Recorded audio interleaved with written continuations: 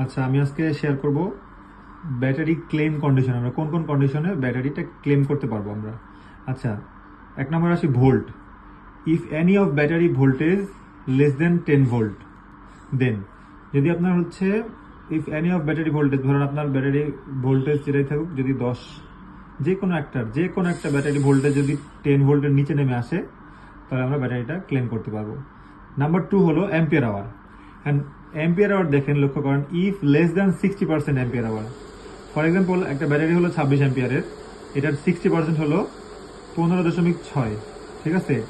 এখন যদি 15.6 এর নিচে রিডিংটা চলে আসে, তাহলে আমরা ব্যাটারিটা ক্লেম করতে পারবো। And if reading below 60% or 15.6 for 26 ampere, below হলো 15.6 অ্যাম্পিয়ার। সিমিলারলি আপনার হলো 38 অ্যাম্পিয়ার ব্যাটারি হলে, তাহলে আপনার সেম ক্যালকুলেশন করে 22.8 অ্যাম্পিয়ার আওয়ার, দেন আমরা এটা করতে পারবো।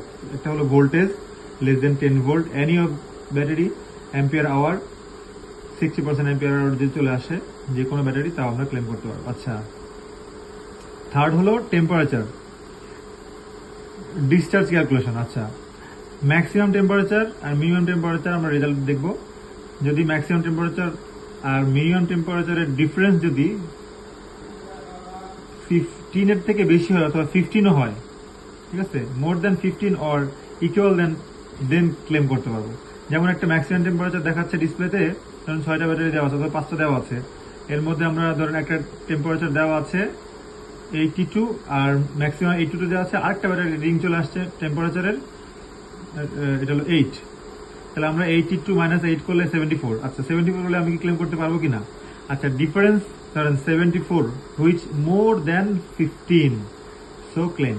তার মানে হলো 3টা কন্ডিশন আমি শেয়ার করলাম: ভোল্টেজ, অ্যাম্পিয়ার আওয়ার এবং টেম্পারেচার ডিসচার্জ ক্যালকুলেশন। আপনি সবার সুবিধার জন্য আমি এই ভিডিওটা করছি। Thank you so much.